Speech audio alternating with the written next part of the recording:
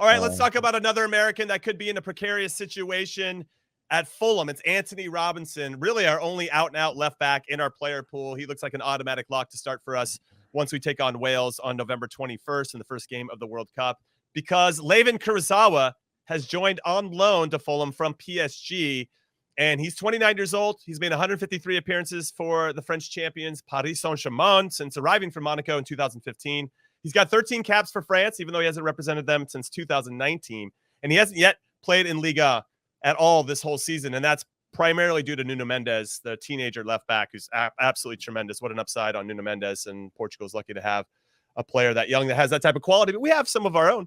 Now, what I think is interesting is I found some fun facts for us. Only 7 Premier League teams have delivered fewer crosses than Fulham so far this season. So I don't know if that's an indication. Only how many? 7. Okay, so almost half the league. Yeah, but still, but I just think that's it. It's a stat that I think is interesting, because when you look at what Kurzawa brings, he does get forward. And he does provide. He's really crosses. Good on the ball. He is very good on the ball, and so I wonder what happens now with Antonee Robinson. I really do, Heath. And as our resident left back, I want you to chime in here on if you're just the manager and you're looking at it, given experience and what both players have in their lockers, would you start Kurzawa over Antonee Robinson right now? Let's leave the American bias out of it.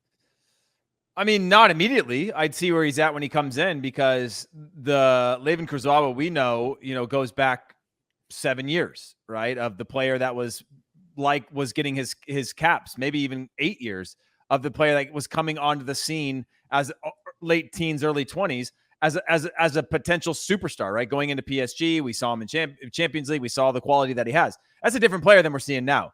Now on paper, you go, okay, this is trouble. But maybe it's going to bring out the most of Antonee Robinson. Of course, on paper, you look at Layvin Kurzawa and you go, wow, this guy's going to definitely take his spot moment he comes in. But the speed of the Premier League, the way in which Fulham have to play, the defense first mentality, it's going to be very different than anything he's ever experienced at PSG. That's for sure.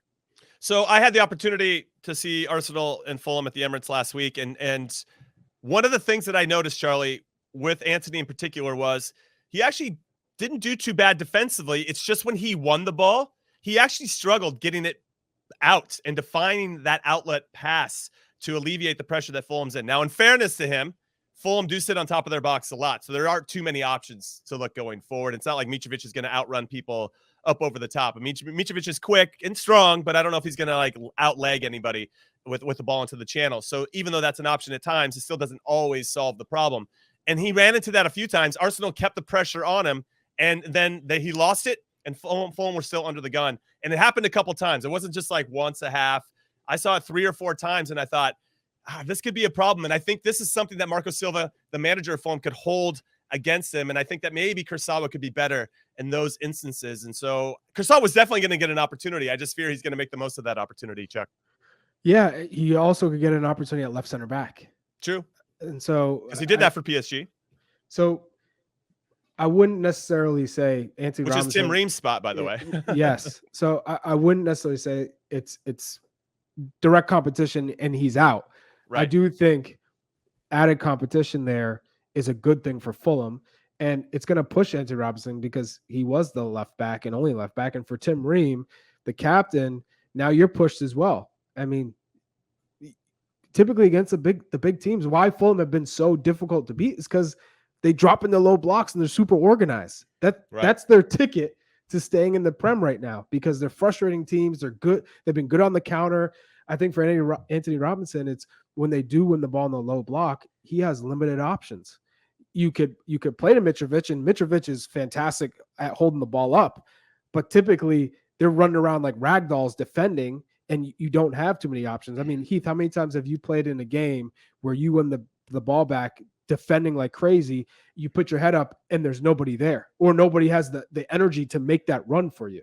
Well, that's actually an example of how big international games can be when the pace is really, really high. You get it back, and then all of a sudden you realize you defended for all these periods, Now you're looking around going, oh man, are we playing with 7? Because I got a few of my teammates that are hiding from me right now. When they know, Charlie knows if Charlie's getting kicked by a center back and he's got to check underneath for the 3rd time in a row to hold up that ball or draw a foul, he might spin out on right me. Here. Now I gotta play it down the line. yeah. And that's a mixed percentage pass. But that's the difference. So, you'd have that option down the line. Yeah, that's true. That's why Chuck Fulham would be in our top that. 4 of our player pool for sure. Fulham doesn't have that spinning into the channel option. No, that's true. That's a good point. I mean, this is my headphones shut off, so I missed whatever you guys said. No, it's fine. But what I was gonna say, Chuck, is and everybody listening, because Heath can't hear us anymore because his battery died, is that a competition is good. I definitely want competition for all of our players. I just, when you go out and you have a manager's like, we need help in this spot, and it directly impacts one of our player pool, it's just like, oh man, I get that they need some cover or potentially looking for a starter. I just don't think that's a great sign for Antonee, and he's one of many that I don't want to lose minutes heading into a World Cup. We want him as sharp as possible. Now, Fulham have gotten off to a great start in the Premier League. There's no reason to change things, but if he's trying to level up, I mean, it's a pretty good signing to get a player of his stature, that type of experience, and played for PSG, come into Fulham. I think is pretty impressive. Heath, are you back with us? Yeah, I'm back with you. I got to point out one thing real quick. Do you guys remember when the social media handle 433 was starting to explode and it was becoming this big global thing, and Layvin Kurzawa did the takeover for the day? Do you remember that viral video? No. Where he was like hosting for the day and he goes, "This is Layvin Kurzawa and you're watching 433," and like.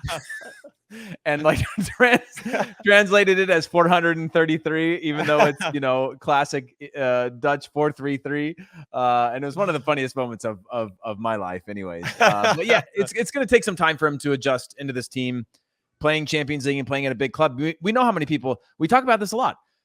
Could we talk about this, managers especially, like, could they drop down and do well, right? Jose Mourinho going to Roma, he's starting to build up something there, and you go, okay, this guy's actually up for a challenge. I respect that. But for a lot of managers, could Pep Guardiola drop down to a Fulham and overperform expectations? Could a player who spent all of his professional career at a team that's been dictating the style of play, high pressure environment, competitive environment, top level player, but it's very different than when you don't have the ball. And like you said, the options are few and far between. You're defending for long periods. Not saying he can't do that because he's got all the attributes to do that, but are you like, how fast can you adjust to that style of play? That's something that he definitely hasn't experienced. Yeah, this is going to be one to watch, I would say. I mean, I think the Pulisic one feels like it's going to be over the next few weeks, but the Kurzawa here joining Fulham could impact Ream and Antonee Robinson, so we'll see how that all plays out. Let's end this on the transfer news stuff on a high note, and that is that Juventus is getting rid of a lot of central midfielders. They just let Artur Melo go they paid $72 million for him from Barcelona, and now he's going on loan to Liverpool. So we'll see how that plays out. And then Dennis Zakaria, who we mentioned before, is going to Chelsea. But that opens up time and some space and some more minutes for the one and only Weston McKennie, Chuck. And I think these are signs that Maxi Allegri, the manager of Juve, values Weston in a way that maybe he doesn't. Because they were trying to move Rabiot as well to Manchester United. That fell through. But we didn't really hear, outside of maybe some whispers at Tottenham, we didn't really hear Weston McKennie's name being bandied about. And don't forget Pogba with the That's witch true. doctor making calls. So it feels like this is a good spot for Weston, and similar to Christian, similar to guys who have to prove themselves every week and in training. I think it's worked out in Weston's case, whereas Christian, it hasn't, and he's going to be forced to stay there and keep battling and try and earn his time with results and goals. So I think at the end of the day, if Christian can come in as a sub and score goals and start creating goals, that's his ticket to more playing time and to starts. And in some cases you're saying, hey, Thomas Tuchel, he's really being harsh. Mm-hmm. And then on the other side, you say, oh, he's pushing Christian to be better. And right. So once Christian has overcome his injury problems, now it's okay. I gotta take that next step and have the finished product, goals and assists. Once he does that, then he's the ultimate juggernaut, right? He's been through it all, the mental toughness aspect, the overcoming the health issues, and you have an in form Christian Pulisic.